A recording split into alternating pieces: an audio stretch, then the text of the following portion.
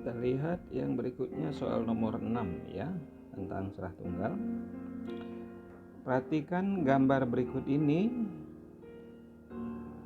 Berkaca melewati celah sempit ya. Jadi sinar masuk ke celah sempit atau celah tunggal menghasilkan interferensi minimum orde kedua. Berarti ordenya M-nya 2 dan sudut tetanya adalah 30 derajat dari gambar ya. Pada layar, apabila lebar celah D 3 kali 10 pangkat min 4 cm, panjang gelombang lambda adalah lambda ya. Jadi kalau kita lihat dari sini ditanya lambda, karena ini adalah celah sempit, rumusnya D sin theta adalah M kali lambda. Dah UN 2012 ini D 3 kali 10 pangkat min 4 cm sinus 30 adalah setengah, sama dengan ordenya orde kedua, lambda yang diketahui. Lambda sama dengan 3/2 dibagi 2 jadi 3/4 kali 10 pangkat min 4. Satuannya apakah? Sentimeter. Iya, karena tadi satuannya sentimeter. 3/4 ini adalah 0,75. Sebenarnya udah langsung ketahuan jawabannya D.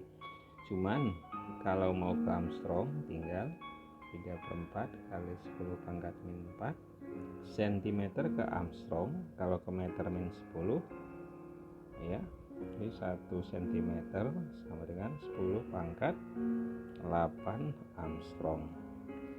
Jadi ini kali 10 pangkat 8 jadi 3/4 kali 10 pangkat 4 jadinya ya, karena tadi pangkat 8. Nah, jawabannya adalah 7500. Kita lihat yang berikutnya nomor 7 soal SBMPTN 2014. Suatu celah sempit celah tunggal dengan lebar A, berarti D-nya adalah A. Senari cahaya monokromatis dengan panjang gelombang. Oke, panjang gelombangnya 5890 Armstrong. Tentukan lebar celah agar pola difraksi maksimum orde pertama. Berarti M-nya 1 pada sudut 30. Jadi celah sempit celah tunggal, rumusnya adalah D sin theta sama dengan M kali lambda. D-nya diganti A, sinusnya setengah, ordenya 1, lambdanya 5890. Berarti nilai D atau A adalah 2 kali silang 5. Berarti 11, 7, 80 Armstrong. Iya. Tuh SBMPTN 2014. Kita lihat yang berikutnya, interferensi dua celah. Suatu berkas monokromatis dengan panjang gelombang 6 kali 10 pangkat min 10, berarti lambdanya 6 kali 10 pangkat min 7 meter. Dilakukan melalui sepasang celah sempit terpisah pada jarak 3 kali 10 min 5. Jarak D 3 kali pangkat min 5 meter. Bentuk bola pada layar 2 meter. Layar adalah 2 meter dari celah tersebut. Percobaan ini dilakukan di air yang dBs 4/3. Wah, dBs itu adalah N ya. Jadi percobaan ini dilakukan di air, di mana N air adalah 4/3. Sebagai catatan, di udara N-nya adalah 1. Tuh ya. Nah, jarak antara dua garis terang berdekatan. Dua terang berdekatan, berarti ditanya P-nya berapa untuk M-nya bernilai 1 ya, berdekatan. Itu contohnya terang pusat ke terang pertama, berarti ordenya 1. Nah, coba kita lihat yang pertama. Kalau tadi kita nyatakan persamaan PD per L sama dengan M kali lambda, tapi lambda ini sekarang digunakan lambda air, yang padahal lambda ini adalah di udara. Maka kita cari dulu lambda di air. Jadi langkah pertamanya adalah ya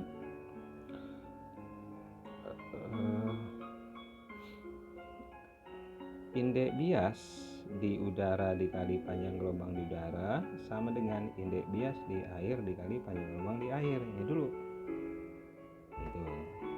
Ini rumus di pembiasan.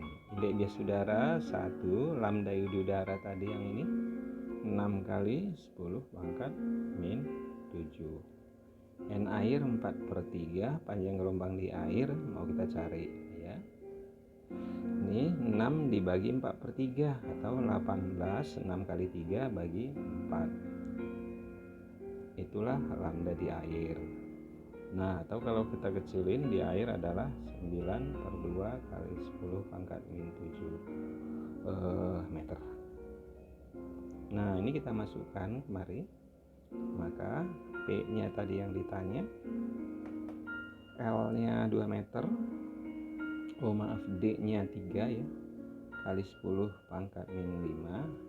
L-nya 2 meter. Dan ordernya 1. Dan lambdanya yang kita gunakan 9/2 kali 10 pangkat min 7. P sama dengan 2 bawah bisa kita coret. 9 bagi 3 adalah 3 kali 10 pangkat min 7 dibagi min 5 jadi 10 min 2 meter atau 0,03 meter. Itulah solusinya untuk SPMB 2007. Kita lihat nomor 9. Seberkas cahaya jatuh pada permukaan medium dengan indeks bias akar 3 jika sinar pantulnya terpolarisasi linear, sudut datangnya adalah. Oke, kita lihat. Jadi ini sinar di atas adalah udara, indeks bias udara adalah 1, di bawah adalah air N2. Nah, N2 nya dengan udara kita anggap yang 1 ya, adalah akar 3. Ini bidang batas. Ketika sinar datang ke bidang batas ini sinar, maka sinar ini bukannya lurus tapi membelok.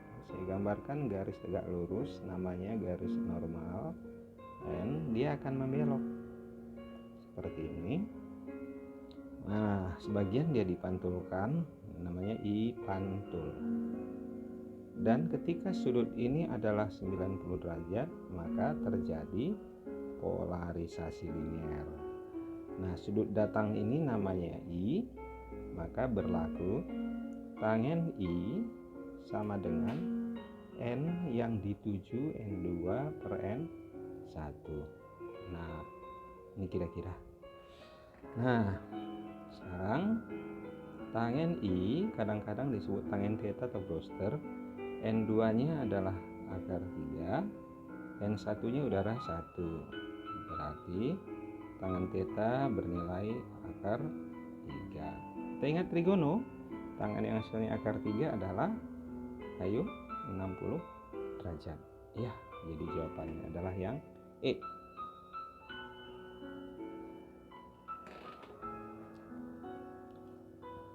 Nah, kemudian yang berikutnya kita lihat nomor 10. Cahaya intensional dilewatkan pada 3 buah polaroid ya, 3 buah polaroid di mana polarisator pertama, kedua membentuk sudut 45. Sumbu polarisator polaroid kedua adalah 45. Intensitas cahaya yang dilewatkan oleh 3 polaroid tersebut. Oke. Sekarang gini. Kalau dia cuma 2, ini misalkan sinar datang mula-mula I0 masuk ke polaroid pertama, polaroid 1, baru ini polarisator ini, dimana sudutnya ini katakanlah theta ya, ini sudut Brewster ya, Brewster. Maka intensitas yang keluar terakhir I dirumuskan adalah setengah I0 cos kuadrat theta gitu.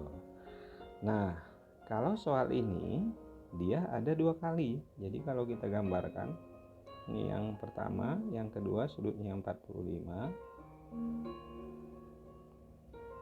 dan yang ketiga sudutnya 45 lagi. Itu.